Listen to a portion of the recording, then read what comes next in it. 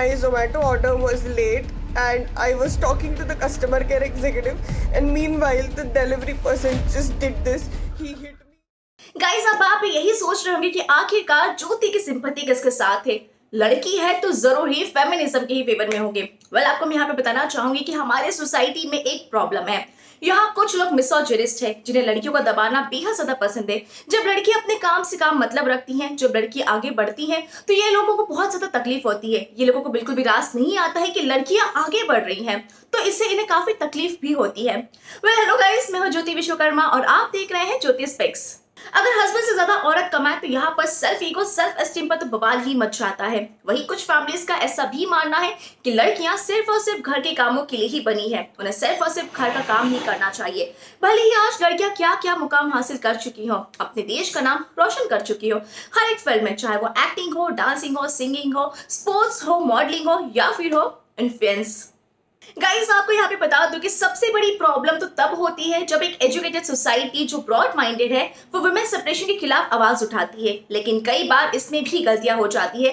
दोस्तों, वो कहावत है ना कि हर सिक्के के दो पहलू होते हैं, जिसे हमें नजरअंदाज कतई नहीं करना चाहिए। फिर भले चाहे वो मीटू मूवमेंट हो या हो इफ टीजिंग या फिर हो दहेज की मांग, कई बार लोग इसका गलत फायदा भी उठाते हैं। इसलिए हमें हमेशा किसी एक पहलू की साइड लेने से पहले ये समझना चाहिए कि आखिरकार मुद्दा क्या है। गाइस, आपको बता दें कि हाल ही में एक ब्यूटी इन्फ्लुएंसर ने जोमैटो डिलीवरी बॉय को लेकर सोशल मीडिया पर काफी बवाल मचा दिया है। ये बवाल इतना ज्यादा मच गया है कि ये अब ट्रेंड भी करने लग गया है। ब्यूटी इन्फ्लुएंसर या फिर कह लो कि इंस्टाग्राम इन्फ्लुएंसर हितिशा ने एक वीडियो पोस्ट किया जो कि काफी ज्यादा वायरल हो गया। इस पोस्ट में हितिशा ने ये दावा किया है, उन्होंने कहा है कि कैसे एक जोमैटो डिलीवरी बॉय ने उन्हें फिजिकली असॉल्ट किया, जहां उनके नाक से खून भी आया। इसके बाद ये वीडियो बहुत ज्यादा तेजी से वायरल होने लग गया। जिस किसी ने भी इस वीडियो को देखा, हर उस शख्स ने डिलीवरी बॉय यानी कि जोमैटो डिलीवरी बॉय को दोषी करार कर दिया है। लेकिन दोस्तों, जब कामराज के स्टेटमेंट सामने आते हैं तो पता चलता है कि इस कहानी में तो एक ट्विस्ट है। कामराज के स्टेटमेंट्स और हितिशा के स्टेटमेंट्स बिल्कुल भी अलग है, बिल्कुल भी डिफरेंट है। तो चलिए जानते हैं इस वीडियो में दोस्तों कि कामराज ने क्या बोला और हितिशा ने क्या बोला, कैसे और कहां लूपहोल्स है, क्या कामराज सही है या फिर हितिशा सही है। चलिए जानते हैं इस वीडियो में। So guys, my Zomato order was late and I was talking to the customer care executive, and meanwhile the delivery person just did this. He hit me, left me bleeding here and ran off. Please share this video. Guys, मैं आपको बता दूं कि जब हितिशा ने Instagram पर story डाली तो उन्होंने क्लियरली मेंशन किया था कि उनका ऑर्डर लेट हो गया है और वो बहुत ज्यादा थकी हुई थी।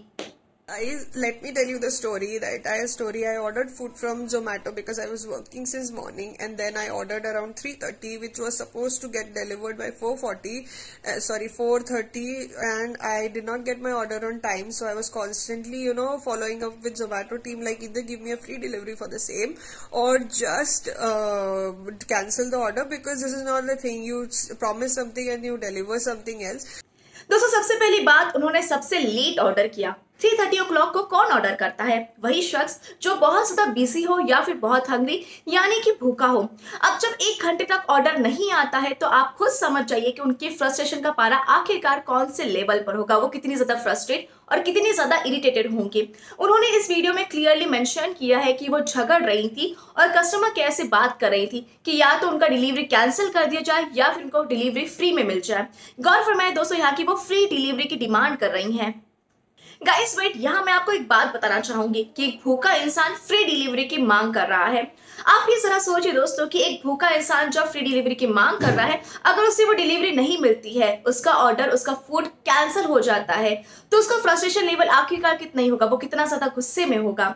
अब आप ये सोचिए कि जब हितिशा का ये डिलीवरी कैंसिल हुआ होगा तो वो कितना ज्यादा गुस्से में होगी। अगर हितिशा को वो फ्री डिलीवरी मिल जाती तो शायद वो सेटिस्फाइड हो जाती, बट यहाँ कुछ अलग ही हुआ हितिशा के हिसाब से। जो कि डिलीवरी बॉय आता है तो डिलीवरी बॉय यानी कि कामराज वाज वेरी रूड। अब आप ही बताइए या फिर आप ही जरा सोचिए कि जो एक डिलीवरी बॉय है वो ऑलरेडी इतना लेट हो चुका है तो वो कैसे रूड हो सकता है। तो वही दूसरी तरफ जो हितिशा ऑलरेडी कस्टमर कैसे बात कर रही थी कि इधर उनको फ्री डिलीवरी मिले या फिर उनका ऑर्डर कैंसिल कर दिया जाए, तो क्या वो शांत होंगी?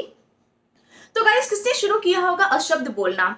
क्या एक वीडियो वायरल कर देने से या फिर वन साइडेड स्टोरी सुन लेने से हमें यह समझ लेना चाहिए कि लड़की सही है और लड़का गलत? कामराज ने यह भी बोला कि जब वो डिलीवरी लेकर पहुंचे तो सबसे पहले उन्होंने अपोलोजाइज किया और कहा कि वो स्टक हो गए थे बेंगलुरु की ट्रैफिक में। अब इस बात से तो हर कोई वाकिफ है कि मुंबई और बेंगलुरु की ट्रैफिक कैसी है, ये किसी भी शख्स को लेट करवा ही सकती है। तो शायद हो सकता है कि कामराज यहाँ सही हो सकता है कि कामराज ने जब बोला कि वो ट्रैफिक में स्टक हो गए थे तो शायद फ्री डिलीवरी के चक्कर में हितेशा को सुनना ही नहीं चाह रही हो। वही guys, it is also reported कि अल्टीमेटली जोमैटो ने ही उस ऑर्डर को कैंसिल कर दिया। अपने वीडियो में हितेशा ने यह भी मेंशन किया कि कामराज ने यानी कि उस डिलीवरी बॉय ने उससे कहा कि bloody I am your slave और व्हाट। अब आप ही इस बंदे, इस डिलीवरी बॉय की शक्ल देख के बताइए, क्या वाकई आपको लगता है कि कामराज ने ऐसा कुछ कहा हो? मैं ये नहीं कह रही कि कामराज ने ऐसा कुछ नहीं बोला हो सकता है बोला हो, लेकिन पर्सनली मुझे ऐसा नहीं लगता कि कामराज ने ऐसा कुछ भी बोला हो। किस टोन में हितेशा कस्टमर केयर एग्जीक्यूटिव से बात कर रही थी, ये जानना बेहद ज्यादा जरूरी है। गाइस, एक तरफ हितेशा ये भी कह रही है कि अगर फूड रिटर्न हो जाता है तो शी वॉज कम्प्लीटली ओके, फिर उन्होंने उस फूड डिलीवरी को एक्सेप्ट ही क्यों किया जब उन्हें इतनी प्रॉब्लम थी। अल्टीमेटली ये भी रिपोर्ट किया गया है कि जोमैटो ने उस ऑर्डर को कैंसिल कर दिया था और वो फिर फ्री डिलीवरी हितेशा को नहीं मिली। यहाँ तक कि कामराज ने यह भी कहा है कि जब कामराज डिलीवरी को लेकर पहुंचे तो सबसे पहले उन्होंने अपोलोजाइज किया और उन्होंने हितेशा से पैसे मांगे, लेकिन हितेशा ने उस पैसे को देने से साफ इनकार कर दिया। वो लड़ रही थी, वो झगड़ रही थी फ्री डिलीवरी के लिए। अब जब ऑर्डर ऑलरेडी कैंसिल हो गया है तो उन्होंने वो पैकेट को क्यों नहीं दिया? शायद वो भूखी थी इसलिए, राइट? तो ऐसे वक्त में हो सकता है कि कामराज ने एक तो पैसे मांगे हो हितेशा से या फिर वो पैकेट मांगा हो, लेकिन हितेशा उन्हें वेट करवा रही थी। हितेशा फ्रस्ट्रेशन लेवल में उन्हें कुछ भी नहीं देती, ना तो पैसे दे रही थी ना फिर वो पैकेट, और शायद ऐसे में हो सकता है कि कामराज ने इसीलिए ट्रेसपास किया हो उस पैकेट को लेने के लिए। और इस झड़प में जो हितेशा ने अपने फिंगर में रिंग पहनी है वही रिंग उनके मुंह पे लग गई और उन्हें इंजरी हो गई। लेकिन यहाँ हितेशा अपने वीडियो में ये कहती हुई नजर आ रही है कि कामराज ने उसे पंच मारा। अब ये बात मुझे यहाँ पे जरा हजम नहीं हुई, ये मुझे बिल्कुल भी समझ में नहीं आ रहा है कि आखिरकार वो जोमैटो डिलीवरी बॉय यानी कि कामराज हितेशा को पंच क्यों ही मारेगा। क्या उस डिलीवरी बॉय को इतना भी भनक नहीं है कि ऐसा करने से उसकी नौकरी खतरे में हो सकती है? वेल, यहाँ पे कामराज के स्टेटमेंट भी आए हैं। कामराज ने ये बोला है कि जैसे ही वो पैकेट लेकर भागा तो हितेशा उसके पीछे भाग गई और उसे लिफ्ट से जाने नहीं दिया। तो ऐसे में दोस्तों हो सकता है कि जैसे कि कामराज वो पैकेट को लेकर भागा तो हितेशा अपने घर से भागी हो और उसके पीछे वो इसलिए भागी हो क्योंकि कैसे उस कामराज ने, एक डिलीवरी बॉय ने उसके घर में आकर ट्रेसपास करके उस पैकेट को लेकर भागा। शायद ये गलती कामराज से हुई होगी और तब उस डिलीवरी बॉय के पीछे भागते हुए हितेशा ने अपनी चप्पल निकाली और उसे मारा। तो दोस्तों, क्या ये फिजिकल वायलेंस नहीं है? क्या ये फिजिकल अग्रेशन नहीं है?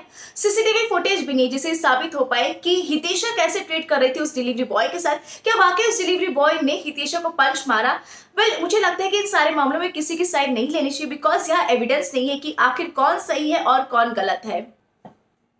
लेकिन यहाँ मैं जरूर कहना चाहूंगी कि जोमैटो टीम को अपनी ऑडियो कॉन्वर्सेशन विद हितेशा को पब्लिक करना चाहिए, बिकॉज इसी से साफ पता चल पाएगा कि हितेशा उस जोमैटो कस्टमर के एग्जीक्यूटिव से किस टोन में बात कर रही थी और बैकग्राउंड में क्या कुछ चल रहा था, कितना अग्रेशन हितेशा में भरा था। क्या शी वॉज कम्प्लीटली ओके कि ऑर्डर कैंसिल हो जाए या फिर वो फ्री डिलीवरी की मांग कर रही थी। रिसेंटली एनडीटीवी ने उस जोमैटो डिलीवरी बॉय यानी कि कामराज के स्टेटमेंट लिए, जहां कामराज रोते हुए कहते हुए नजर आ रहे हैं कि हितेशा फ्री डिलीवरी चाहती थी। अब यह साबित हो चुका है कि हितेशा फ्री डिलीवरी की मांग कर रही थी। कामराज ने यह भी बोला है कि कैसे उन्होंने अपने सेल्फ डिफेंस में अपना हाथ आगे उठाया तो झड़प में वो रिंग हितेशा को ही लग गई। वेल दोस्तों, मैं जरूर कहना चाहूंगी कि अगर आप ध्यान दे तो वो बिल्कुल भी मुक्के की मार है ही नहीं, बिकॉज मुक्के की मार से इंसान बेहोश हो जाता है। वो साफ तौर पर दिखाई दे रहा है कि वो रिंग का कट है, क्योंकि उसका कट जो है वो बिल्कुल भी अलग नजर आ रहा है। तो ये साफ हो चुका है कि वो मुक्के से बिल्कुल भी नहीं लगा है, वो उनकी रिंग उनके मुंह पर लगी है जिससे उनको ब्लीडिंग हुई। तो वही दोस्तों, अब मैं आपको वीडियो इन्फ्लुएंसर यानी कि हितेशा के कुछ ट्वीट्स दिखाना चाहूंगी कि वो कैसे बात करती हैं। ये देखिए, ऐसे बिहेव करती हैं वो, ऐसी लैंग्वेज में बात करती हैं वो। सोशल मीडिया पर इन्फ्लुएंस कमाकर शायद एरोगेंस आ गया है उनमें, इसलिए वो ऐसे लैंग्वेज यूज करती हैं। अब जब सोशल मीडिया पर हितेशा इतने एरोगेंटली, इतने रूड बिहेवियर में बात कर रही, इतनी बुरी लैंग्वेज में बात कर रही है, तो आप खुद सोचिए कि in person, on chat, on call with Zomato customer care Hitesha कौन से लैंग्वेज में किस तरीके से बात कर रही होगी। हितेशा का जो एरोगेंस है वो साफ तौर पर नजर आ रहा है। तो गाइस, मैं सिर्फ इतना कहना चाहती हूँ कि कहीं ना कहीं मेरा जो सपोर्ट है, जो मेरी सिंपैथी है वो कामराज के साथ है, क्यों? क्योंकि कामराज को बोलने का चांस नहीं मिला है।